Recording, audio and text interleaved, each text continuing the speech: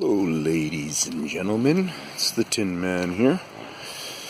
You're going to have to put up with the motorcycle sound if you can hear it. It's just in the background there a ways. But I was just getting out and doing a little bit of research in this area. There's an old pit. I think it's probably a closed down gravel pit there. And then I'm in this forest area. It looks like very large parcels of land with sporadic houses throughout. So I just decided to stop, actually. I was looking for different signs, and I'm looking around these forests, and I'm thinking to myself, there's not much information that they've been here recently, for sure. Like, as an aggressive recently. And where I just happened to stop, I seen this can, and I don't know if you guys know, but yes, they'll use that kind of stuff. I see a little bit of stuffing on the side of the ground here. So now what I'm going to do is I'm just going to start to point out a bunch of things to you. Right at the base of the tree there, you see it has that scuff there. These are things that just come to my mind. I can obviously see that something has gone up and down this bank here. I could call this, but I'm not going to. That's a branch. Yeah. It's kind of hard to say with that one because it is a branch stuck in the ground there, so I'm going to say that. Another thing that I noticed was, see this? I don't know if you noticed it, but nice pathway starting to happen here. In particular area that is showing a few different signs. These trees, a couple of them, like that one right there, that one with the scuffing over on it, they kind of can give a bit of a characteristic of maybe they've been climbed. There's a nice lean that's in there. Like I'm saying, these are all just little signs that would help. Then I looked over to this side and I thought, you know what, I'm going to grab my camera. Part of the reason is you see that rock right there? They'll use rocks, they'll place rocks out for just whatever kind of things, but anyways, that rock has freshly been put there, so wherever it's come from, there's this stick right there. It's an older branch, obviously, and it looks like it could be scuffed up there.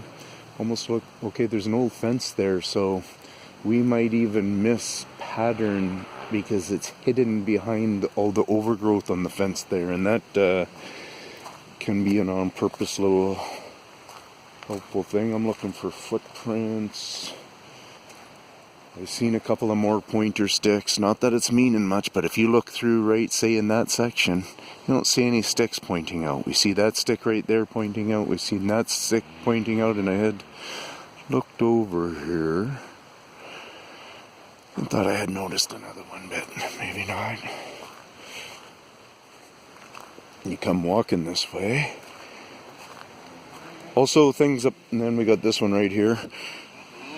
Just because those cans are over there, it doesn't mean that it's directly going to be always across, whether it cut through. Whether any of these things I'm pointing out to you are on for them in this area, I'm not trying to get well, if I come across 100% confirmation, like we're going to walk up to this tree right here, because this tree looks like it's got damage. So we might have some cutting confirmation right here. But it wasn't about that to me. It's about just trying to continue to teach you guys some signs. And like I tell you, people throw cans of pop out of there.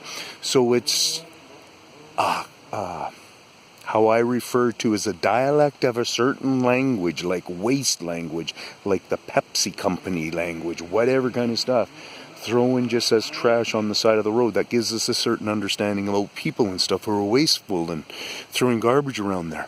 Well, if somebody else grabs that can and uses it for something else, then we get to see the dialect in that. And that's in part what I'm referring to, is it's obvious to a lot of researchers that they will pick up those kind of items and reuse them as part of a language they're trying to fool us with, is what I see it. Or They're plain as day doing marking.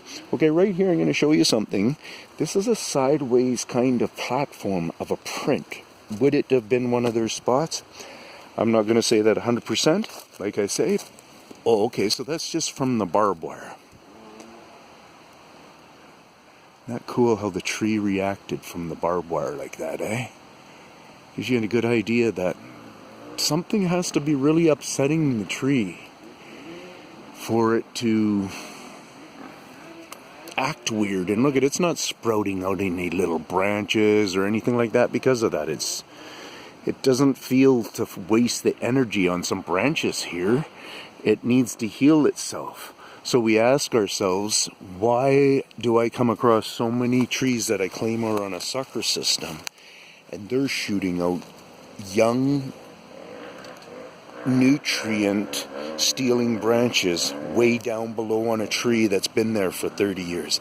That stuff doesn't make sense. The tree knows to grow its stuff up high so the nutrients will continue to climb the height, not stop at the bottom. So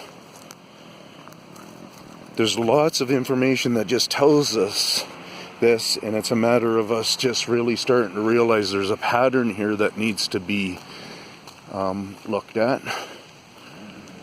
It's 6:30, so I'm going to do a pauser on this, or a stop on this one. So, peace out from the Tin Man, and yeah, it's that noise and whatever. You know, I'm just doing what I'm doing. Peace out.